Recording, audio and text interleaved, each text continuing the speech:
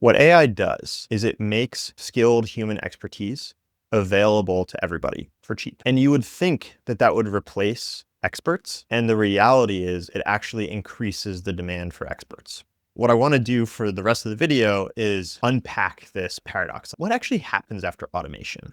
And why is it that it seems like for companies like ours, which are supposedly at the edge of automating everything, there's actually a ton of human work to do, and we're hiring tons and tons of humans, even as we use a lot of agents. What actually is going on there? Because look at Dario. Dario's out there being like, AI could wipe out over 50% of all entry-level white-collar jobs. Ken Griffin, who runs Citadel, which is a gigantic hedge fund, he's sitting up on stage talking about seeing an agent do some work. And he says, these are not mid-tier white-collar jobs.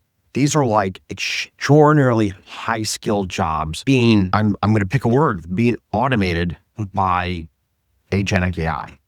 If even people like him are experiencing these frontier models and going like, holy shit, I don't know if there's going to be work in the future. And then if you look at the public polling, a lot of people are very scared of it. And I think that's super at odds with my actual experience using this stuff. So that's what I want to do with this video. And there's a companion explainer. Like if you want to read something really in depth and read it with your agent, you can go there. We'll put a link in the description for you. So what I want to do first is I just want to talk a little bit about how do we actually use agents? How have agents landed in our day-to-day work inside of a company of 25 people? I think of us as being this microcosm of what is possible if you're trying to push this to the maximum extent possible. And then we'll talk about, okay, based on this, why are things the way that they are? And what does it mean for the future of work for knowledge workers, especially highly skilled knowledge workers? Just a little background on me and Every. I run this company called Every. We've been around for about 6.5 years. We've been covering AI and agents and how agents might change work since 2022. So for a long time, since before ChatGPT came out. And 3 years ago, I wrote this piece about what I called the allocation economy. And in that piece, and this is back when agents weren't really a thing, it was just ChatGPT doing little responses or maybe Copilot. In that piece, what I argued is that the way that we will probably work with agents in the future is we will work with them like managers do. So the best corollary is going to be human manager skills. And if you're a good human manager, you learn to do things like delegate, or be able to know when to micromanage, or be able to split a task up into discrete units that you can give to different people to get a task done. Those are the kinds of skills. And it's not an exact transfer, but that's the best analogy for the kind of skill that's going to be most valuable in AI. I wrote that in 2023 or so. We'll link to this as well. And then about a year ago, I got super fucking Claude pilled. And Kieran Klassen, who also works at Every, who's the GM of Cora, was suddenly coding with Claude Code. This is in the maybe Sonnet 3.7 era was when we were first like, holy shit, this thing is really working. He was suddenly coding without looking at the code. He was just in a CLI all day. I started using it for my own coding, and then I started using it for just regular knowledge work. And I was like, holy shit, I think this is the template for how you're going to do knowledge work going forward. I actually went on the Lenny podcast about 12 months ago, and I predicted that Claude Code is the most underrated tool for knowledge work. And I feel like a lot of that has started to happen. So because of the kind of company that we are, everybody internally is really AI pilled. We're all early adopters, and we all get to test models before they come out because we're good at testing them, or we're good at telling the model companies, this is what it's good for, this is what it's not good for, that kind of stuff. I think we get to be a little bit of a lab for what is work going to look like, in the same way that we've been able to see maybe how working with agents might feel 3 years ago. We're getting a lens into that now that I want to share. I think it has major implications for this paradox we're talking about. So when I step back and think about how is work with agents starting to happen, I think there's two main shapes. And there's one shape that was very well predicted by the discourse and one shape that was not.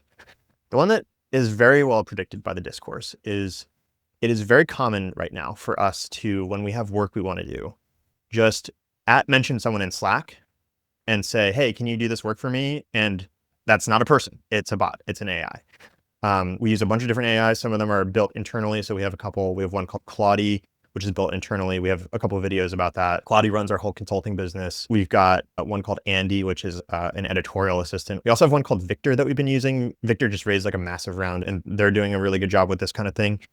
So we have that form factor. Delegate to an agent over Slack. It just goes and does things. It does everything from marketing and brand research to recording the A/B tests for our YouTube thumbnails to sending out our consulting proposals to clients to putting together the first draft of decks for our clients. There's tons and tons of stuff that we do with that. So that's one surface. The other surface, which I think is weirder and more important, is there is starting to become, with Codex and Cowork, but I think Codex is the furthest along on this paradigm. We're starting to see that what I would call agent orchestration software, which is basically what Codex is or what Claude Code is or whatever, where each chat spins off an agent that's on your computer. That's becoming the operating system for work, where all the work that I do is pretty much in Codex or Cowork. And it's an agent that lives on my computer that I access through a GUI that has access to all of my computer, that is connected to all my stuff, that, and this is really important, has a browser in it. I do everything from my inbox. I write in there, do a lot of coding in there. When the quarter ends for the business, I analyze our P&L in there, like all that kind of stuff. So these are the two shapes of work. One is delegation, and one is this agent orchestration system where you're sitting in there and you have multiple agents going at once. You're watching them work. You're very in the loop with them and they're very in the loop with you. It's like a true AI human collaboration type system. And I think those are both really interesting because what we find for both of these, the only way that it works is if a human is involved. One example, we have Claude. Claude runs our consulting business, like I said. Claude works because there's a guy named Nitesh, who's one of our senior AI engineers. And Nitesh's job is basically just to see all the places in which Claude isn't quite working and then just be constantly helping Claude work better. And it's not one of those things where he's the puppet master and he's actually doing all the work. Claude is actually giving him and the business a ton of leverage. But I think there's this misconception that once you set up an agent, it just works. And the reality is very different. The further away it's been from a human helping to correct it and helping to make sure that it's doing the right thing, the worse it gets. And you can see the same thing in this agent orchestration system, where when I have to do real work, it's so much better when I'm in the loop with my agent, when I'm on my computer in Codex, and that human collaboration bit is the thing that makes it so powerful. So why do we need more humans? If that's the case, let's get into that. So hopefully now what we've done is we have identified this paradox. We've gone into, here's how work works with AI. You're either delegating fully to something in Slack or you're going back and forth with a bunch of different agents on your computer. But both of those require you or someone else in some way to be intervening a lot. Okay, so why does this then make more work for humans? Let's go through the argument. One, AI makes yesterday's human competence cheap. So language models are trained on data.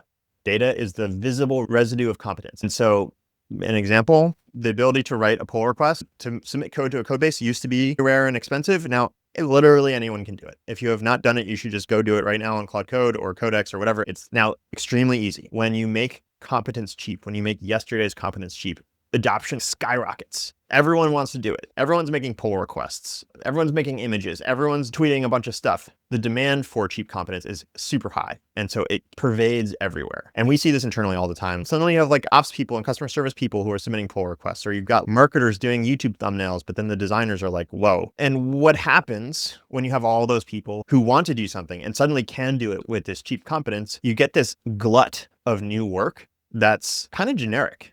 It ranges from anywhere from it's complete slop to it's a decent start. We could work with this. But if you're not actually good at what you do and you're using these tools to just do the default thing, you're going to make something that's not that great. It's going to be more than you could do before, and that's amazing.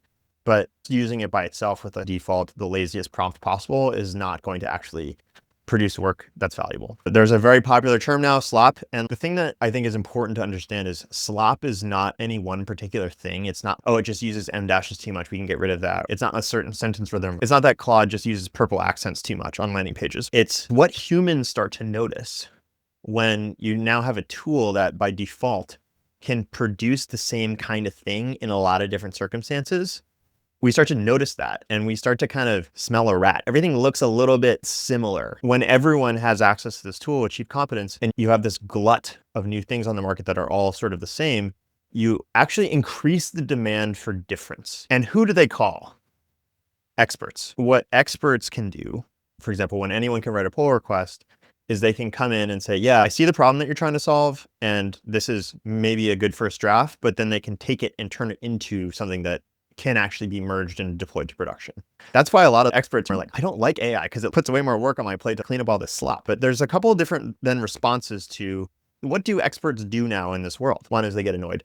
But two, and it was really interesting, is now a lot of experts create systems to be able to absorb and leverage this new work. So internally, for example, at Every, I can write pull requests for our products. The default pull request I'm going to write is probably not that useful, but now we have systems. So that can be your Claude MD file or your repo rules or just a social contract for how and when I submit pull requests. For example, one thing I do is I just make my own little vibe coded version so I can show people, and then it gets integrated into the tool later, into our product later. So one thing experts do is they build systems and processes to handle all this new work and turn it into something amazing. Or what they can do is take this yesterday's competence that is now available to everyone and use it themselves and stand on that as the floor and use it to do things that they would never have been able to do. For example, internally for us, we have several people who each of them runs an entire software product by themselves. That completely would not be possible before. There's lots of examples of that. And so that is why in practice, in skilled knowledge work domains, it actually means that there's a lot more work to do because every agent requires a human to be good. Everyone having access to yesterday's competence increases the amount of stuff that gets produced. You need experts to come in to help you make the stuff that gets produced and turn it into something that's not slop. One way to think about this is there's almost like this Zeno's paradox going on here, where in Zeno's paradox, you've got Achilles. Achilles is racing the tortoise. The tortoise is ahead of Achilles, starts ahead because the tortoise is super slow. And the paradox asks, how could Achilles ever catch the tortoise? Every time that he goes halfway to the tortoise moves a little bit and he can never close the distance. And there's something like that going on. It feels like in AI where we're like the turtle and we start 50 yards ahead and AI is just like hoovering everything up and it's starting to nip at our heels. And the question is it going to catch us? I really don't think this is going to happen. I have a much longer argument about how this all works. So if you care about a lot of the details, I would go read the article. But let's assume that we just have this super smart AI. This is my definition of AI. It's something that you never turn off. It's always working. It's always running. Once you do that and it's economically valuable for you and you pay to keep it on all the time, I think that's AGI. It's open-ended, so it's finding new goals and doing new stuff. This is why in practice, when you actually look at this, it does not eliminate human work. None of that work is really valuable unless a human being is involved. And this is not to say that jobs aren't going to change. My job is completely different. And there's lots of different parts of the economy. So the stuff that we see internally at Every, it may apply in different ways to different kinds of jobs. But what I wanted to do here is take the big fear that I think a lot of people have and subject it to the test of what actually do we see and what have we seen over the last couple of years in companies that are really trying to do this well. And I think we see a clear story here that I think if people understood that better, it would change the discourse. And you may be sitting here being like, cool, I guess I understand that now, but what do I do? And my big thing, I think the biggest thing really is just learn how to use them. Just ride the models. As the models get better, you get more powers, you get more cheap human competence packaged up that you can use for whatever you want. If you're a smart, curious person who wants to do interesting work, it's a super tool for you to go do all that stuff. There's going to be a lot of demand for you to do more of it. If you're interested in this, we have a ton more on Every about this.